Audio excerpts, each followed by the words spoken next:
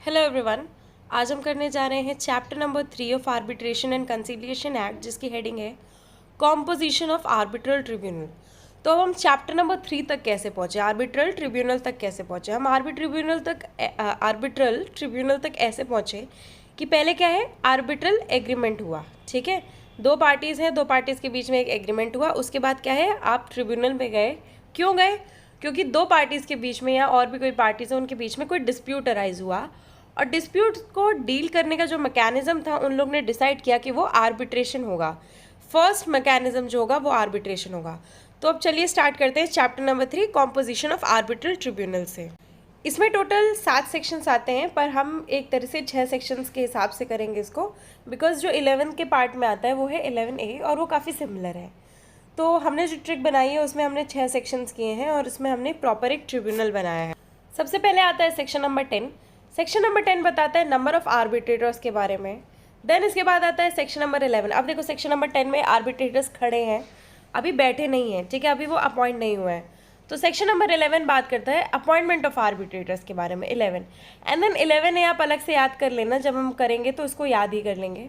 Then इसके बाद आता है सेक्शन नंबर 12। अब देखो सेक्शन नंबर 11 में उन्हें क्या है, चेयर मिल गई है, यानी कि वो अपॉइंट हो गए। सेक्शन नंबर 12 और 13 जो है वो चैलेंजेस से रिलेटेड बात करता है। Can you see a person pointing towards arbitrators.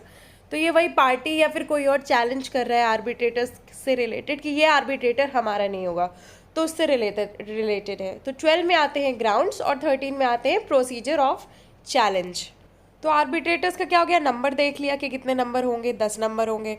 Appointment हो गया इसके बाद उनका, और फिर इसके बाद फिर अपॉइंटमेंट के बाद ही चैलेंजेस आते हैं। अपॉइंटमेंट से रिलेटेड चैलेंजेस के बारे में बात हो रही है। अब आता है सेक्शन नंबर 14।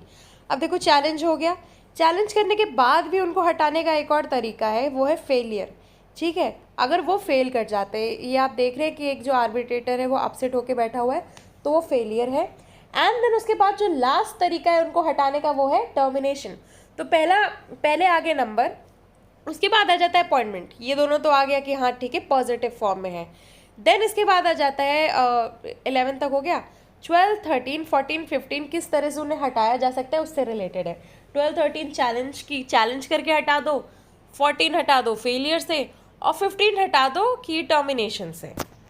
अब आते हैं हम सबसे first section number 10 number of arbitrators पे। तो अब देखो नंबर ऑफ आर्बिट्रेटर्स कितने होंगे, उस चेयर पे कितने लोग बैठेंगे। तो the parties are free to determine the number of arbitrators provided that such number shall not be an even number. Even number क्यों नहीं होगा, अरे उससे मेजॉरिटी नहीं पता चलेगी। ठीक है, failing the determination refer to in subsection 1, यानी कि डिटरमाइन करने का फेलियर अगर हो जाता है तो क्या हुआ, arbitral tribunal shall consist of a sole arbitrator. तुमने नंबर नहीं बताया तो सिर्फ एक बंदा अपॉइंट होगा एज एन आर्बिट्रेटर। इसके बाद आता है section number 11 appointment of arbitrators. अब देखो सेक्शन नंबर 11 अपने में ही बहुत बड़ा सेक्शन है, उसको एकदम प्रोसीजर वाइज याद कर लो तो आराम से याद हो जाएगा, अदरवाइज कंफ्यूज हो गए तो कभी भी नहीं याद होगा। तो इसमें फर्स्ट सब सेक्शन है, a person of any nationality may be N arbitrator. ठीक है, अगर हम प्रेसिडेंट का अपॉइंटमेंट देखते हैं तो नेशनैलिटी देखते हैं, ही मे बी एन इंडियन। इसमें हम नेशनैलिटी नहीं देखते हैं। ठीक है, नेक्स्ट इसके बाद क्या है, subject to the subsection 6 the parties are free to agree on procedure for appointing the arbitrator और आर्बिट्रेटर्स। प्रोसीजर तुम अपना खुद से देख लो, तुम अपना खुद से डिसाइड कर लो आर्बिट्रेटर डिसाइड करने का। ठीक है, देन इसके बाद है failing any agreement refer to in subsection 2 in an arbitration with 3 arbitrators each party shall appoint 1 arbitrator. अब देखो पार्टीज हैं, पार्टीज अपने हिसाब से अपना बंदा रखो, तुम अपना बंदा रखो। ठीक है, each party shall appoint 1 arbitrator and the 2 appointed arbitrator shall appoint the 3rd arbitrator. अब आपको पता चला अगर 3 लोग हैं तो मैं एक करूंगी, सामने वाली पार्टी एक करेगा, और फिर इसके बाद वो दोनों आर्बिट्रेटर मिलके अपने में एक आर्बिट्रेटर डिसाइड करेंगे। तो आई होप आपको ये चीज़ समझ में आई होगी, ये बहुत ही इंपॉर्टेंट पॉइंट है। नेक्स्ट इसके बाद क्या है, subsection 4 if the appointment procedure in subsection 3 applies and a party fails to appoint an arbitrator within 30 days from the receipt of a request to do so from the other party। अब सबसे पहली चीज़ क्या है, appointment procedure में मान लो मुझे appoint करना था, तुम्हें अपॉइंट करना था, तुमने कर लिया, मैं डिले कॉज कर रही हूँ 30 दिन से ज़्यादा, कितने डेज, 30 डेज, याद रखना 1 महीने का टाइम पीरियड मिलता है, तो क्या होगा। या फिर the 2 appointed arbitrators fail to agree on the 3rd arbitrator, within 30 days, यानी कि दोनों पार्टीज में से एक कोई फेल कर जाता है या फिर दोनों आर्बिट्रेटर्स में से कोई फेल कर जाता है या फिर दोनों ही फेल कर जाते हैं 30 दिन के अंदर थर्ड आर्बिट्रेटर अपॉइंट करने में, तो क्या होगा, appointment shall be made upon request of a party by Supreme Court और as the case may be the High Court और एनी पर्सन और institution designated by such court. अब समझ में आ गया इंटरफेयर कौन कर रहा है, इधर इंटरफेयर कर रहा है हाई कोर्ट या फिर सुप्रीम कोर्ट। नेक्स्ट इसके बाद है सबसेक्शन 5। अब देखो ऊपर सबसेक्शन 4 में ये बात हुई है कि कौन कितना आलसी है, कौन ज़्यादा आलसी है। अगर इनमें से कोई जो ज़्यादा आलसी, कौन इंटरफेयर करेगा, सुप्रीम कोर्ट, हाई कोर्ट या फिर कोई और इंस्टीट्यूशन। नेक्स्ट आता है सबसेक्शन 5, वो बात करता है failing any agreement referred to in subsection 2। ठीक है, कोई भी एग्रीमेंट जो सबसेक्शन 2 पे रिफर्ड है, arbitration with the sole arbitrator, if the parties fail to agree on the arbitrator within 30 days. Sole arbitrator है और पार्टीज के बीच में मतभेड़ हो रही है कि कौन आर्बिट्रेटर होगा। From receipt of a request by one party from the other party to so agree, the appointment shall be made upon request of the party. ठीक है, अब दोनों पार्टीज के बीच में कन्फ्यूजन है तो कौन उसे डील करेगा, सुप्रीम कोर्ट या फिर हाई कोर्ट या फिर कोई भी इंस्टीट्यूशन। अब देखो जहाँ पे भी कोई कन्फ्यूजन या कोई भी बैकलॉग क्रिएट हो रहा है उसको कौन डील करेगा, सुप्रीम कोर्ट, हाई कोर्ट या फिर कोई भी इंसान जो फिर डेजिग्नेटेड है इस काम के लिए। नेक्स्ट इसके बाद आ जाता है subsection 6, where under an appointment procedure agreed upon by the parties. अब देखो अपॉइंटमेंट प्रोसीजर चल रहा है अभी भी और उसमें जो पार्टीज एग्री कर जाती है उसमें क्या है, party fails to act as required. तुमको करना था अपॉइंट, तुमने नहीं किया, ठीक है, फेल हो जाता है। नेक्स्ट इसके बाद क्या है, पार्टीज और the two appointed arbitrator fail to reach an agreement, या फिर एग्रीमेंट रीच करने में वो लोग फेल कर जाते हैं तो क्या हो जाएगा, या फिर a person including an institution fails to perform, कोई इंस्टीट्यूशन भी फेल कर जाता है परफॉर्म करने के, तो क्या होगा, party may request the Supreme Court और as the case may be to the High Court और any person institution designated by such court to take the necessary measures. मैंने आपको पहले ही बताया कोई भी प्रॉब्लम होगी कौन उसे डील करेगा, सुप्रीम कोर्ट, हाई कोर्ट या फिर कोई भी इंस्टीट्यूशन जो कि इससे रिलेटेड अपॉइंटेड है। नेक्स्ट इसके बाद आता है 6A एंड 6B। 6A में है सुप्रीम कोर्ट और एज द केस में भी high court while considering any application under section 4। कोई भी एप्लीकेशन आती है ऊपर से रिलेटेड तो क्या होगा, confine the examination of the existence of N arbitration agreement. ठीक है, क्या कर देंगे वो लोग, कन्फाइन कर देंगे, एग्जामिन करेंगे आर्बिट्रेशन एग्रीमेंट के एग्जिस्टेंस को। ठीक है, नेक्स्ट इसके बाद 6B में है 6B में है डेजिग्नेशन ऑफ एनी पर्सन और institution by the Supreme Court और as the case may be the High Court for the purpose of the section shall not be regarded as a delegation of judicial power. अब देखो किसी भी high court, supreme court को आप power दोगे कि आप डेलीगेट करो, ठीक है, तो वो अपनी जुडिशियल माइंड नहीं अप्लाई करेंगे। ठीक है, वो अपना आर्बिट्रेशन से रिलेटेड, वो अपना मतलब एक तरह से प्रोसीजर करेंगे, वो अपना जुडिशियल माइंड नहीं करेंगे, वो एडमिनिस्ट्रेटिव की तरह काम करेंगे और जुडिशरी की तरह काम नहीं करेंगे। अब देखो ऊपर के सेक्शन से हमें एक चीज़ समझ में आ गई है कि हमने सुप्रीम कोर्ट और हाई कोर्ट को क्या कर लिया है, इन्वॉल्व कर लिया है। पहले क्या प्रोसीजर था कि हमें खुद अपॉइंट करना है, हम नहीं कर पा रहे, हमारा फेलियर है, तो सुप्रीम कोर्ट, हाई कोर्ट जो है वो आ गया है अब सीन में। अब जब Supreme Court, High Court scene में आ गया है तो वो जो भी डिसाइड करेंगे, डिसीजन लेंगे, उससे रिलेटेड कोई अपील नहीं होगी। ये सबसेक्शन 7 में लिखा हुआ है। देन सबसेक्शन 8 में लिखा हुआ है, अब देखो सुप्रीम कोर्ट, हाई कोर्ट अब क्या कर रहे हैं, वो लोग अपॉइंट कर रहे हैं एक आर्बिट्रेटर, तो वो लोग उस आर्बिट्रेटर से क्या मांगेंगे, डिस्क्लोजर मांगेंगे। ठीक है, किस चीज़ से रिलेटेड, उसके क्वालिफिकेशन से रिलेटेड। नेक्स्ट इसके बाद क्या है कि to secure the appointment of an independent and impartial arbitrator से रिलेटेड। एंड देन इसके बाद आता है सबसेक्शन 9। तो सबसेक्शन 7 में क्या हो गया, आपने जो आर्बिट्रेटर है वो डिसाइड कर लिया। अब आप सबसेक्शन 8 में आर्बिट्रेटर से बहुत सारे इन्फॉर्मेशन ले चुके हैं।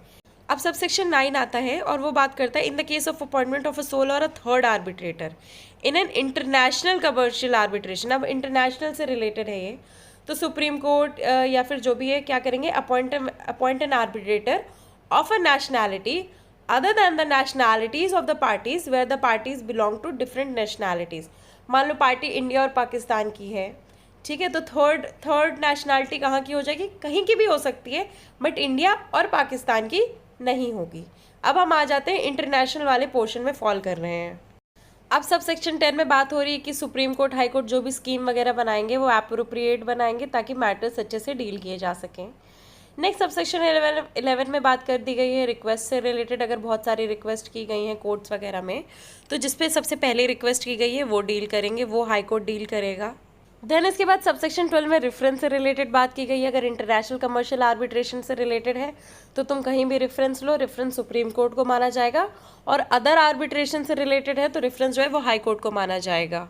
अब लास्ट में इसमें क्या है, टाइम पीरियड की बात की गई है कि application made under this section for appointment of N arbitrator, ठीक है, सुप्रीम कोर्ट, हाई कोर्ट या जिसको भी करोगे, shall be made to dispose of the matter within a period of 60 days from the date of service of notice to the opposite party, ठीक है। क्या है, 60 दिन का टाइम पीरियड है इस चीज़ से रिलेटेड। एंड देन 14 में बात हुई है डिटर्मिनेशन ऑफ फीस, ठीक है, तो उससे रिलेटेड हाई कोर्ट फ्रेम करेगा रूल्स।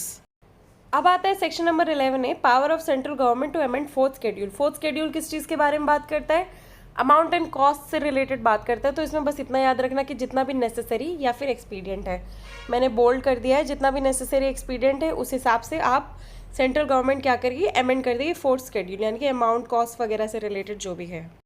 अब आते हैं सेक्शन नंबर 12 पे, जो कि बात करता है चैलेंजेस से रिलेटेड, ग्राउंड्स फॉर चैलेंजेस, और 13 भी बात करता है चैलेंजेस से रिलेटेड। पर सबसे पहले हम ग्राउंड्स देखेंगे। ग्राउंड्स नहीं पता होंगे तो आप चैलेंज कैसे करोगे, प्रोसीजर कैसे स्टार्ट होगा। तो उसमें सबसे पहला चैलेंज बहुत ही कॉमन चैलेंज है, कॉमन ग्राउंड है, वो ये है कि देखो एनी पास्ट और प्रेजेंट रिलेशनशिप। देखो अगर किसी जज का या किसी आर्बिट्रेटर का इंटरेस्ट उस इंसान से या फिर उस सब्जेक्ट मैटर से रिलेटेड है तो ये गलत है। क्यों? क्योंकि बायसनेस क्रिएट हो जाएगी। इसलिए क्या है, एनी पास्ट और प्रेजेंट रिलेशनशिप विद और interest in any of the parties in relation to the subject matter in dispute. पहला तो ये हो गया ए। देन बी है, which are likely to affect his ability to devote sufficient time to the arbitration. उनके बेटे की शादी है, वो सफिशिएंट टाइम नहीं दे पाएंगे, बहुत ही जनरल सी बात है ये, ठीक है। And in particular his ability to complete the entire arbitration within a period of 12 months। Arbitration का सबसे इंपॉर्टेंट पॉइंट यही है कि 12 महीने में कंप्लीट कराना है। अब देखो एक्सप्लेनेशन 1 पे नजर डालो। एक्सप्लेनेशन 1 पे लिखा हुआ है कि शेड्यूल 5 बताएगा कि पार्टीज की रिलेशनशिप क्या है आर्बिट्रेटर के साथ, और 5th शेड्यूल इसी बारे में बात करता है, relationship of parties with arbitrators और इंटरेस्ट देयर इन। एक्सप्लेनेशन 2 में लिखा हुआ है कि 6th शेड्यूल के अकॉर्डिंग डिस्क्लोजर कर देना। अब आते हैं सब सेक्शन 3 में, an arbitrator may be challenged only if. अब इसमें ओनली इफ से रिलेटेड कुछ पॉइंट्स हैं, उसको आराम से कर लो। पहला क्या है, circumstances exist that give rise to justifiable doubt as to his independence और इम्पार्शियलिटी। डाउट हो रहा है बहुत बड़ा, ठीक है, पहली तो ये चीज़। दूसरी, he does not possess the qualification agreed to by the parties. Parties चाहती हैं इनमें ये पर्टिकुलर क्वालिफिकेशन। तो अब जज तो है नहीं कि वो अपना जज डिसाइड करेंगे, पर आर्बिट्रेटर तो वो डिसाइड कर सकते हैं। तो उससे रिलेटेड क्या है, वो बोलते हैं कि नहीं यार, इन पे तो वो क्वालिफिकेशन ही नहीं है, तो इनको क्या करो, ग्राउंड जनरेट कर दो और चैलेंज कर दो। नेक्स्ट इसके बाद आता है सेक्शन नंबर 13, जो कि चैलेंज प्रोसीजर से रिलेटेड बात करता है। अब देखो इसमें जनरली किस बारे में बात होगी, दिन विन के बारे में बात होगी, तो वही है। Subject to subsection 4, the parties are free to agree on a procedure for challenging an arbitration. अच्छा देखो, इसमें भी पार्टीज क्या है, फ्री है आर्बिट्रेशन पर डिसाइड करने के। अब इसमें सबसेक्शन 2 में आता है, failing any agreement refer to in subsection 1 a party who intends to challenge an arbitrator. अब इसमें पार्टी का इंटेंशन है तो वो क्या करेंगे, 15 दिन में, after becoming aware of the constitution of the arbitral tribunal और after becoming aware of any circumstances refer to in subsection 3 of section 12, send a written statement of the reasons for challenge. देखो उन्हें बस क्या करना है, application डालनी है, अपने रीजंस। देखो आपको कोई प्रॉब्लम होती है, आप उसके रीजंस बताते हो, बस वही है, इसमें आपको अपने रीजंस बताने हैं। देन इसके बाद आता है subsection 3, unless the arbitrator challenged under section 2 withdraws from his office or the other party agrees to challenge, the arbitral tribunal shall decide on the challenge। ठीक है। अब देखो, अगर देखो आर्बिट्रेटर खुद से हट जाता है तो बहुत ही नॉर्मल सी चीज़ है, हाँ ठीक है, तो कोई कोर्ट क्यों इंटरफेयर करेगा, बस उतनी सी बात है। अब देखो इसमें प्रोसीजर समझते जाना, बस इतना है कि तुम्हें 15 दिन में क्या है, एप्लीकेशन डाल देनी है विद रीजंस, ठीक है। नेक्स्ट इसके बाद क्या आता है, सबसेक्शन 4। अब तुमने क्या कर दिया, चैलेंज कर दिया, ठीक है, पार्टीज ने क्या कर दिया, चैलेंज कर दिया अंडर सबसेक्शन 2, और वो सक्सेसफुल नहीं हुआ तो उस पर क्या होगा, आर्बिट्रेशन होगा। देन इसके बाद आप क्या कर सकते हो, आपकी राय के बिना उस पर आर्बिट्रेशन हुआ तो आप सबसेक्शन 5 पे क्या कर सकते हो, सेट असाइड कर सकते हो, setting aside such an arbitral award in accordance with section 34। तो अब सेक्शन 34 में इस चीज़ को और डिटेल में जाके पढ़ेंगे। देन इसके बाद आ जाता है where an arbitral award is set aside. अब जहाँ पे सेट असाइड हो गया on an application made under subsection 5, तो कोर्ट क्या करेगा, decide whether the arbitrator whose challenges is entitled to any fees और नॉट। यानी कि जिस आर्बिट्रेटर को आपने चैलेंज किया है उसको आप पैसा वैसा दोगे कि नहीं, पैसे के लिए तो आप अपॉइंट होते हो एज एन आर्बिट्रेटर, ठीक है, जो भी अपॉइंट होता है, क्योंकि उनको उसकी फीस मिलेगी, तो बस उस पर क्या है वो डिसाइड करेंगे कोर्ट। नेक्स्ट आता है सेक्शन 14। सेक्शन 40 में बात हो रही है फेलियर और इम्पॉसिबिलिटी टू एक्ट। हमने 12 और 13 में भी चैलेंजेस के बारे में बात की कि आप हटा कैसे सकते हो अपॉइंटमेंट के बाद आर्बिट्रेटर को, और 14 में भी बात हो रही है फेलियर और इम्पॉसिबिलिटी की।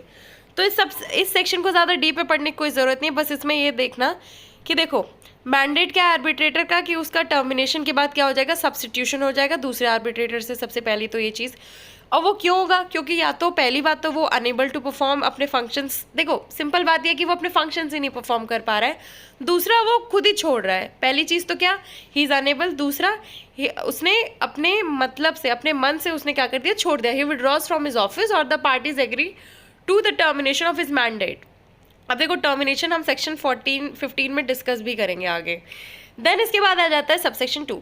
If a controversy remains concerning any of the grounds referred to in clause A of the subsection 1, ठीक है, सबसेक्शन 1 के क्लॉज ए में, यानी कि अनेबल है परफॉर्म करने के, तो उसमें क्या कॉन्ट्रोवर्सी ही होगी, तो क्या हो जाएगा, party may unless otherwise agreed by the parties apply करेंगे किसको, कोर्ट को, to decide on the termination of the mandate, ठीक है।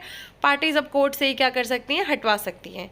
देन इसके बाद क्या है, if under this section, subsection 3 की बात हो रही है, और subsection 3 of section 13 N arbitrator withdraws from his office. अब क्या है, आर्बिट्रेटर खुद से हट जाता है या फिर पार्टी क्या कर देती है, टर्मिनेट कर देती है, तो it shall not imply acceptance of the validity of any ground referred to in this section और सबसेक्शन 3 और सेक्शन 12। तो आपको ऊपर के फर्स्ट सबसेक्शन के 2 ही पॉइंट्स को याद रखना है, ए और बी को। पहला क्या है, अनेबल टू परफॉर्म, दूसरा क्या है, ही विड्रॉज फ्रॉम हिज ऑफिस, बस इतना ही याद रखना है और कुछ नहीं। और जहाँ पे भी कॉन्ट्रोवर्सी होगी वहाँ पे कोर्ट इन्वॉल्व हो जाएगा। नेक्स्ट आता है सेक्शन नंबर 15, जो कि फाइनली बात करता है termination of mandate and substitution of arbitrator. जो हेडिंग है इसके सेक्शन में भी वही लिखा हुआ है, ठीक है। सेक्शन नंबर 13, 14 क्या करता है, मैंडेट करता है आर्बिट्रेटर को टर्मिनेट करने के लिए, ठीक है। पहला क्या है, वेयर ही विड्रॉज, दूसरा क्या है, pursuant to the agreement of the parties, जहाँ पे पार्टीज जो है एग्री करती हैं या फिर जहाँ पे वो खुद ही हट जाता है। अब एग्री करने की भी कई सारी चीज़ें हैं कि वो क्या है, केपेबल नहीं है, फलाना ढिमकाना, उसका इंटरेस्ट वगैरह, ये सब चीज़ें, ठीक है। तो क्या हो जाएगा, where the mandate of arbitrator terminates, ठीक है, जहाँ पे वो टर्मिनेट कर जाता है तो सब्स्टिट्यूट आर्बिट्रेटर आ जाएगा। ये तो बहुत ही नॉर्मल सी चीज़ है कि सब्स्टिट्यूट आर्बिट्रेटर आ जाएगा और वो रिप्लेस हो जाएगा, ठीक है। देन इसके बाद क्या है, unless otherwise agreed by the party, अगर आर्बिट्रेटर रिप्लेस हुआ है सबसेक्शन 2 में, तो कोई भी हेयरिंग जो कि प्रीवियसली हुई है वो रिपीट कर दी जाएगी at the description of arbitral tribunal. Tribunal चाहेगा तो रिपीट होगी। नेक्स्ट इसके बाद ये सिर्फ इसलिए क्योंकि पुराना वाला आर्बिट्रेटर, सबसेक्शन 4 की बात हो रही है, पुराना वाला आर्बिट्रेटर हटा दिया गया है। इसका ये मतलब नहीं कि कोई भी ऑर्डर या फिर कोई भी रूलिंग हुई है वो गलत है, ठीक है। कोई सिर्फ इस बेसिस पे कि there has been a change in the composition of the arbitral tribunal, कोई ऐसी चीज़ नहीं होगी सोनली इस बेसिस पे। कोई और बेसिस हो सकता है बट और कोई बेसिस मतलब कोई और बेसिस हो सकता है, पर ये बेसिस नहीं हो सकता कि तुमने बदल दिया तो उसकी सारी रूलिंग, उसने जितनी मेहनत की है उसको भी बदलो, ये नहीं हो सकता है। तो इसी सेक्शन नंबर 15 के साथ हमारा जो चैप्टर नंबर 3 है 10 से लेकर के 15 तक कंप्लीट होता है। आई होप ये चैप्टर आपको अच्छा लगा हो, मैंने बहुत इजीली समझाया हो। आई नो वीडियो थोड़ी सी लंबी हो गई है बट इसमें इसकी पूरी एक्सप्लेनेशन विद ट्रिक्स हैं। तो अगर आपको सब कुछ अच्छे से समझ में आया है तो please do like, share, comment and please in efforts को थैंक यू करने के लिए please do subscribe and thank you.